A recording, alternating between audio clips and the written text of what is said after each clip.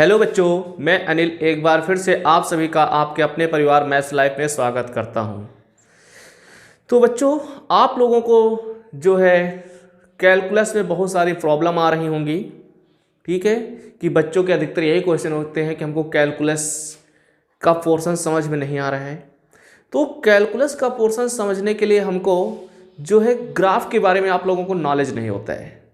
जिसको ग्राफ के बारे में अच्छे से नॉलेज हो गया उसको कैलकुलस में कोई भी प्रॉब्लम नहीं आने वाली है।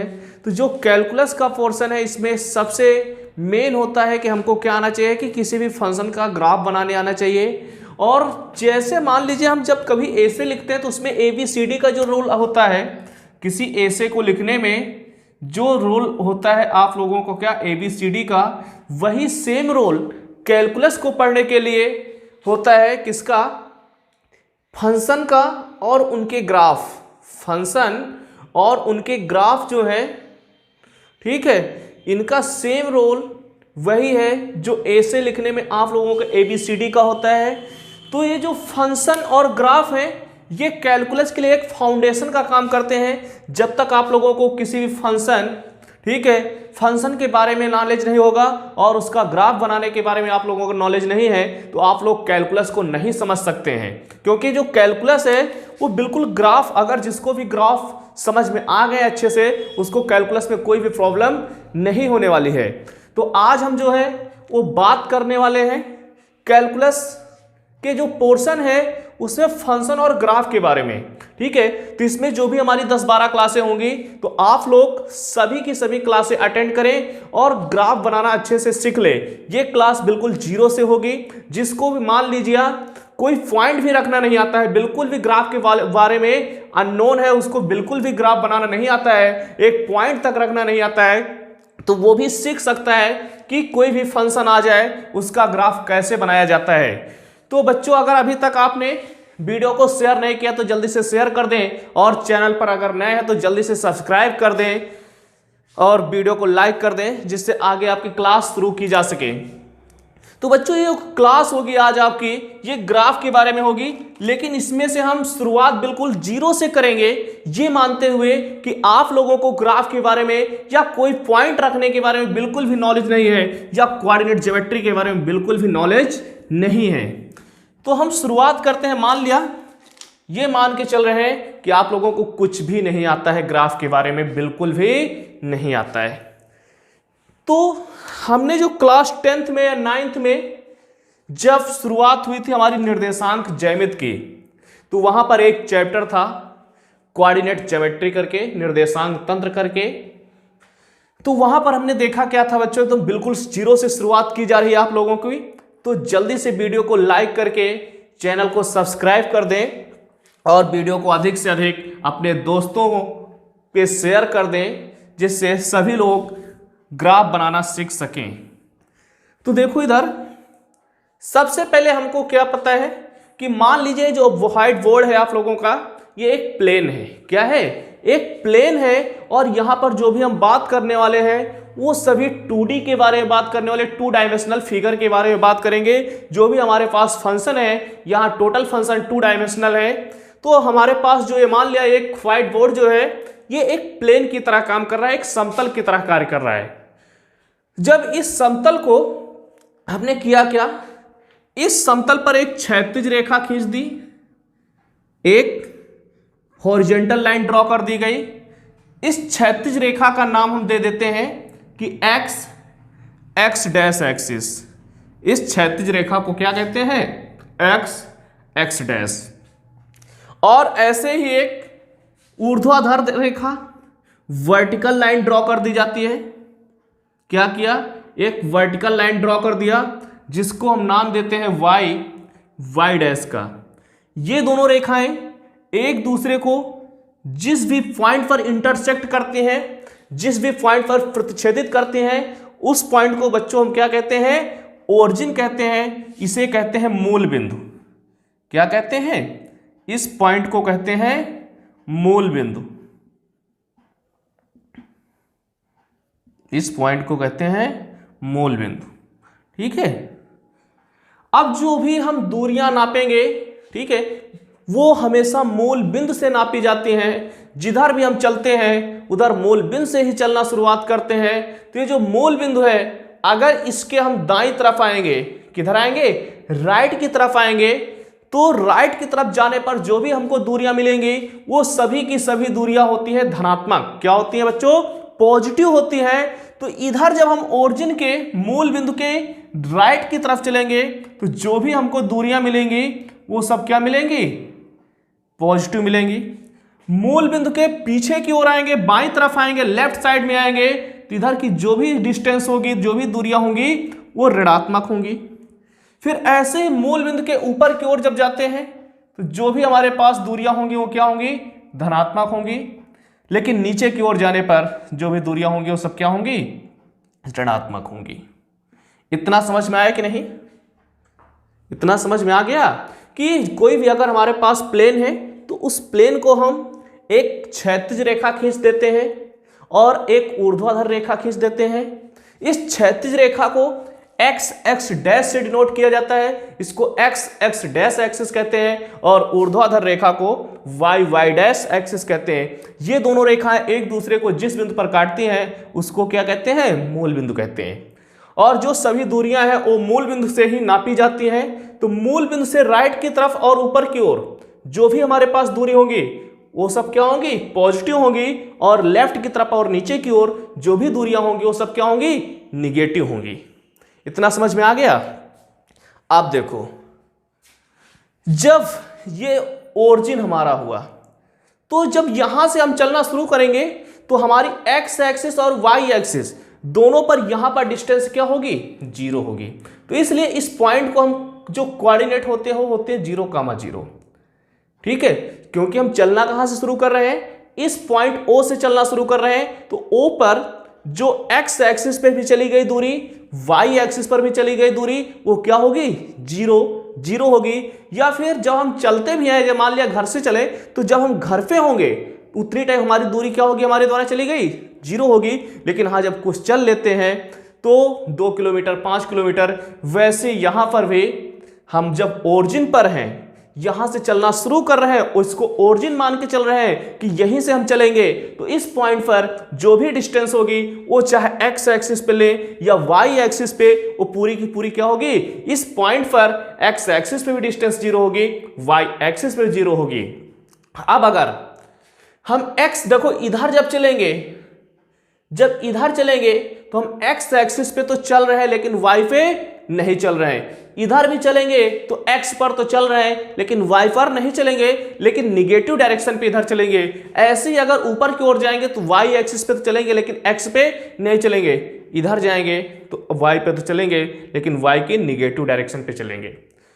तो अगर मान लिया हम इस ओरिजिन से इधर की ओर आ रहे हैं, कुछ 1 यूनिट 2 यूनिट, ऐसे 3 यूनिट 4 यूनिट 5 यूनिट, ये मान लिया कौन सा पॉइंट है, 1 2 3 4, ये 5।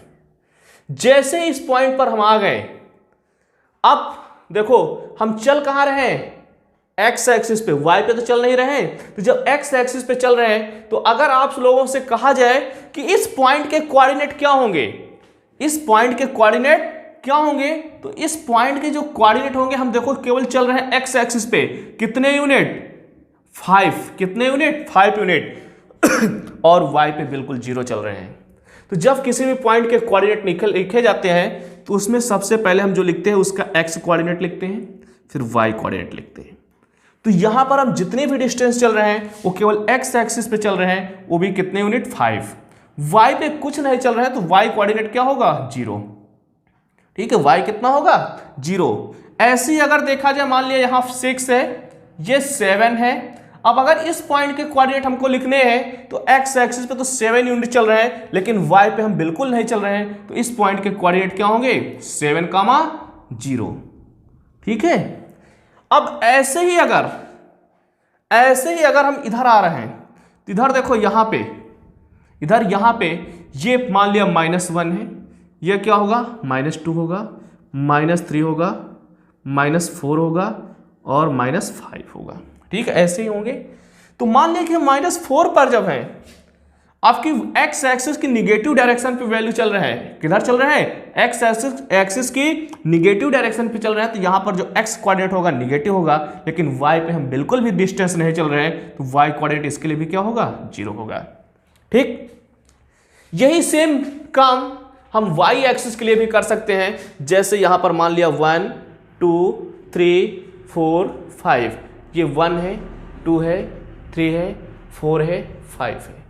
अगर हमको इस पॉइंट के कोऑर्डिनेट लिखने हैं तो इस पॉइंट पर देखो आपके हम एक्स एक्सिस पे डिस्टेंस नहीं चल रहे हैं, क्योंकि एक्स एक्सिस के रिस्पेक्ट में देखा जाए तो कहां है, ओरिजिन पे ही है, तो ये पॉइंट होगा 0,5।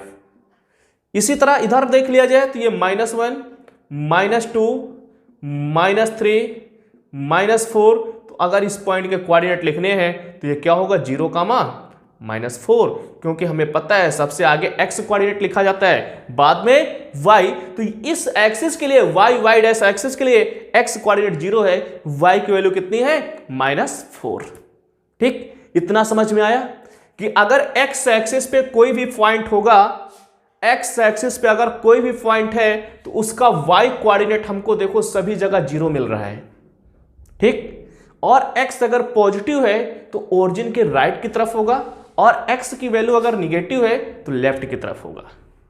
ठीक, ऐसे ही सेम y एक्सिस पे कोई भी पॉइंट, उसका x कोऑर्डिनेट तो 0 होगा, लेकिन y की कुछ ना कुछ वैल्यू होगी, और अगर पॉजिटिव है तो ओरिजिन से ऊपर की ओर होगा, निगेटिव है तो ओरिजिन से नीचे की ओर होगा। ठीक, अब यहां पर हम देख रहे थे कि हमारे पास जो भी व्हाइट बोर्ड था, जैसे x dash axis y dash axis draw किया, तो इसने बोर्ड को 4 भागों में डिवाइड कर दिया। अभी तो हम केवल बात किसकी किए, लाइन की बात, किसकी हुई, लाइन की हुई। लेकिन हमने देखा क्या कि इस दोनों लाइनों ने इस बोर्ड को 4 भागों में डिवाइड कर दिया, और जैसे ही बोर्ड को 4 भागों में डिवाइड किया तो इन प्रत्येक भाग को हम कहते हैं चतुर्थांश। प्रत्येक भाग को क्या कहते हैं, चतुर्थांश कहते हैं। तो जब प्रत्येक भाग को चतुर्थांश कहते हैं तो ये हुआ हमारे पास प्रथम चतुर्थांश। क्या हुआ, प्रथम चतुर्थांश, इसको फर्स्ट क्वाड्रेंट कहते हैं। ठीक है, ये क्या हमारे पास, फर्स्ट क्वाड्रेंट। ये सेकंड क्वाड्रेंट, द्वितीय चतुर्थांश।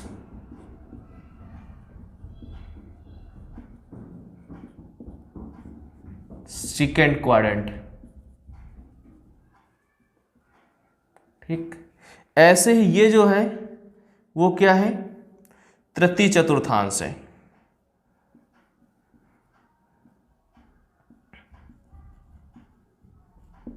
इसको क्या कहते हैं, थर्ड क्वाड्रेंट। ये हमारे पास फोर्थ क्वाड्रेंट है, चतुर्थ चतुर्थांश।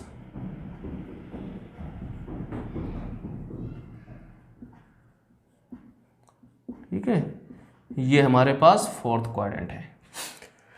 तो देखो, जब हम प्रथम चतुर्थांश में देख रहे हैं, इस प्रथम चतुर्थांश में देखा जाए तो x भी पॉजिटिव है और y भी पॉजिटिव है, तो यहां पर इसका x कोऑर्डिनेट भी प्लस में होगा, y कोऑर्डिनेट भी प्लस में होगा। यहां पर देखा जाए तो x माइनस में है, y प्लस में है, तो यहां पर माइनस और प्लस होगा। यहां पर देखा जाए तो x भी माइनस है, y भी माइनस में है, तो यहां पर दोनों माइनस में होंगे। इस चतुर्थांश में देखा जाए तो x की वैल्यू प्लस में है, y की वैल्यू माइनस में है, तो सबसे पहले x कोऑर्डिनेट लिखा जाता है, बाद में y लिखा जाता है। तो यहां पर x प्लस में होगा, y क्या होगा, माइनस में होगा। तो हमने देखा क्या कि जो प्रथम चतुर्थांश में है x y दोनों की वैल्यू पॉजिटिव होगी।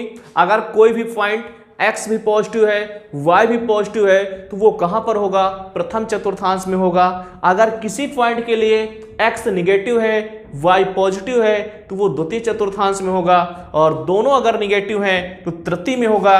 अगर x पॉजिटिव y निगेटिव है तो कहां होगा, फोर्थ में होगा। अब जैसे मान लिया कि हमारे पास कुछ पॉइंट हैं, ठीक है, कुछ पॉइंट हैं जिनको हमें इस प्लेन पे क्या करना है, डिनोट करना है, इस चतुर्थांश में रखना है कि कौन सा पॉइंट किस चतुर्थांश में होगा। तो वो मान लिया कि हमारे पास कुछ पॉइंट है, एक पॉइंट है 3,2, -2,1, -3,5, -1, -1, 2, -3। तो ये जो पॉइंट हैं इनको हमें इस प्लेन पे क्या करना है, रिप्रेजेंट करना है। कौन सा पॉइंट किस क्वाड्रेंट में होगा, किस चतुर्थांश में होगा। तो अगर आप लोगों को पॉइंट रखना आ गए, लाइन खींचना आ गया, ऐसा जैसे ही सीख गए इतना कुछ, तो हमें ग्राफ ड्रा करने में बिल्कुल भी प्रॉब्लम नहीं होने वाली है। तो ये आप लोगों की बिल्कुल बेसिक क्लास है, ठीक है। और अच्छे से नोट्स भी बनाते रहना, ये नहीं कि बेसिक है चलो छोड़ो आगे देखा जाएगा। यही सबसे बड़ी गलती होती है, हम देख तो लेते हैं वीडियो लेकिन उसको लिखते नहीं। और मैथ जब तक आप लोग लिखोगे नहीं, पेन नहीं चलाओगे, तो बिल्कुल भी समझ में नहीं आने वाली, वो भी कैलकुलस, ठीक है। कैलकुलस क्यों, तो जितनी ज्यादा प्रैक्टिस करोगे उतना ही अच्छे से आएगी। तो ये कैलकुलस का कुल मिलाकर हम बेसिक से शुरुआत कर रहे हैं, बिल्कुल जीरो से शुरुआत की जा रही है। तो जल्दी से वीडियो को लाइक कर दें और शेयर कर दें, चैनल को सब्सक्राइब नहीं किया तो सब्सक्राइब कर दें, जिससे आपको इन सभी वीडियोस की नोटिफिकेशन मिलती रहे। तो देखो इधर इन पॉइंटों को हमको करना क्या है, इस प्लेन पे ड्रॉ करना है। तो इस प्लेन पे ड्रॉ करने के लिए हमने देखा क्या कि हमारे पास जो पॉइंट है 3,2। अब 3,2 जिसका ये पहला जो होता है एक्स कोऑर्डिनेट होता है, जो दूसरा होता है उसे क्या कहते हैं, वाई कोऑर्डिनेट कहते हैं, ठीक है। एक्स कोऑर्डिनेट और वाई कोऑर्डिनेट। तो सबसे पहले जो पॉइंट होता है वो हम देखेंगे कि एक्स एक्सिस पे कितनी डिस्टेंस चल रहे हैं, कितनी चल रहे हैं पहले पॉइंट के लिए 3। तो देखो 1 2 3, ठीक है। ये पॉइंट कौन सा है, 3 के लिए। वाई पे देखा जाए तो 1 2, वो भी दोनों प्लस में है, दोनों क्या है, प्लस में है। तो 3x पे और इसको आगे बढ़ा दो, 3 के सामने क्या करो, 3 के सामने थोड़ा सा आगे बढ़ा दो। ऐसे ही y के सामने भी क्या करो, थोड़ा सा आगे बढ़ाओ। जैसे हम दोनों को बढ़ा रहे हैं, देख रहे हैं कि दोनों पॉइंट, दोनों लाइन एक दूसरे को कहीं ना कहीं इंटरसेक्ट करेंगी। तो ये जो इंटरसेक्टिंग पॉइंट होगा, इस पॉइंट के जो कोऑर्डिनेट होंगे वो होंगे 3,2। पहले लिखेंगे x कोऑर्डिनेट, बाद में लिखेंगे y। तो ये पॉइंट हो गया आप लोगों के पास कौन सा, 3,2। दूसरा देखा जाए, x की वैल्यू -2, y की वैल्यू +1। तो x की वैल्यू -2 कहां पर है, देखो इधर 1 2 -2, y की वैल्यू कितनी है, +1। तो y की वैल्यू ये +1, इसको आगे बढ़ाओ। जैसे हम आगे बढ़ाएंगे तो ये देखो यहां पर एक दूसरे को इंटरसेक्ट कर रहे हैं। तो इस पॉइंट के जो कोऑर्डिनेट होंगे वो क्या होंगे, -2,1। अगला देखा जाए तो -3,5। तो x की वैल्यू -3 को आगे बढ़ाओ और y की वैल्यू कितनी है, 5। ये इसको आगे बढ़ा दो। जैसे हमने आगे बढ़ाया तो दोनों लाइन एक दूसरे को इस पॉइंट पर काट रही है और ये पॉइंट है कौन सा, -3,5। फिर इसके बाद देखा जाए -1,1, x भी -1 और y भी -1। तो ये यहां x -1 और y कितना है, -1। तो दोनों को जैसे हमने बढ़ाया तो ये जो इंटरसेक्टिंग पॉइंट हुआ वो कौन सा हुआ, -1, हुआ। फिर इसके बाद अगला पॉइंट देखा जाए तो 2 -3, x पे +2 y पे -3, x पे +2 और y पे -3। आगे बढ़ाओ तो हमने देखा क्या, दोनों एक दूसरे को इस पॉइंट पर इंटरसेक्ट कर रहे हैं। तो इस पॉइंट के कोऑर्डिनेट होंगे 2, -3, ठीक है। तो इस तरह से हम किसी भी पॉइंट को रख सकते हैं। तो हमने देखा क्या कि अगर x और y दोनों पॉजिटिव है तो वो प्रथम चतुर्थांश में होंगे, x निगेटिव y पॉजिटिव है जैसे ये दोनों पॉइंट हैं, द्वितीय चतुर्थांश में होंगे। फिर x निगेटिव है y निगेटिव है, कहां होंगे, दोनों निगेटिव है, तृतीय में होंगे। x पॉजिटिव y निगेटिव है, चतुर्थ में होगा। तो इस तरह से बहुत सारे पॉइंट आप लोग ड्रा कर सकते हैं, ठीक। अब इसके बाद हम देखते हैं कि जो हमारे पास x डैश एक्सिस थी, इस एक्सिस के प्रत्येक पॉइंट पर y की वैल्यू 0 है। अर्थात इस एक्सिस के लिए जो y की वैल्यू होगी कितनी होती है 0। y एक्सिस पे देखा जाए तो प्रत्येक पॉइंट पर x क्या है 0 है, तो इस एक्सिस पे क्या होगा x 0 होगा। तो यही होता है x एक्सिस और y एक्सिस की इक्वेशन, अर्थात x अक्ष का जो समीकरण है। यहां से देखो हमको बहुत कुछ मिलने वाला है, क्योंकि कैलकुलस में डायरेक्ट इधर रहता है x = 0 y = 0, तो इसका मतलब x एक्सिस जब x = 0 देंगे तो y एक्सिस की बात कर रहे हैं, y = 0 देंगे मतलब x एक्सिस की बात कर रहे हैं। तो x अक्ष का जो समीकरण आया, x अक्ष का जो समीकरण है वो क्या मिला हमको y = 0, और y अक्ष का जो समीकरण मिला, y अक्ष का जो समीकरण है वो कितना है x = 0। ठीक है, तो आज हमने सीखा क्या कि कोई भी प्लेन को अगर दो लाइनें ड्रॉ की जाएं तो वो क्या करती हैं, एक दूसरे को परपेंडिकुलर इंटरसेक्ट करती हैं, और जब इंटरसेक्ट करती हैं तो कोई भी पॉइंट, मतलब उस पॉइंट को कहते हैं ओरिजिन, और उसके राइट की तरफ ऊपर की ओर समस्त दूरियां धनात्मक होती हैं, पीछे की ओर, बाईं ओर या नीचे की ओर समस्त दूरियां ऋणात्मक होती हैं। कोई पॉइंट कैसे ड्रॉ किया जाता है, एक्स एक्सिस पे कौन सी वैल्यू 0 होती है, वाई एक्सिस पे कौन सी वैल्यू 0 होती है, एक्स एक्सिस का समीकरण, वाई एक्सिस का समीकरण। तो दोस्तों इस वीडियो को अच्छे से एक बार फिर से देखना, ना समझ में आए फिर से देखना, बार बार देखना जब तक आप लोगों को समझ में ना आ जाए। ठीक है, और नोट्स भी साथ में बना लेना। कल हम इसके आगे से आगे और बात करेंगे, तो कल का लेक्चर भी देखना बिल्कुल ना भूलें, और वीडियो को लाइक करके जल्दी से शेयर कर दें, और चैनल को अगर सब्सक्राइब नहीं किया तो सब्सक्राइब कर दें, जिससे कल आने वाली वीडियोज की नोटिफिकेशन आपको पहले से मिल जाया करे। तो ये आज इतना सीखा गया है, इसके आगे हम कल बात करेंगे कि कोई भी लाइन, जैसे आज हमने पॉइंट ड्रॉ करना सीखा, ठीक है, कोई पॉइंट कहां होगा, ऐसे ही पढ़ेंगे एक्स एक्सिस के पैरेलल लाइन है तो वो कैसे बनेगी, वाई एक्सिस के पैरेलल लाइन है। कुल मिला के कल हम रेखाएं ड्रॉ करना सीखेंगे, फिर रेखाएं ड्रॉ करने के बाद किसी वक्र को ड्रॉ करना सीखेंगे, वक्र मतलब फंक्शन को ड्रॉ करना सीखेंगे। तो ये जो आप लोगों की 10-15 क्लासें होने वाली है, बहुत ही इंपॉर्टेंट क्लासें होने वाली है। अगर आप लोगों ने 10-15 क्लासें देख ली तो कैलकुलस में आप लोगों को कोई भी हराने वाला नहीं है। कुल मिला के कैलकुलस के आप लोग महारथी बनने वाले हैं। तो जल्दी से वीडियो को लाइक कर दें और शेयर कर दें अपने दोस्तों में।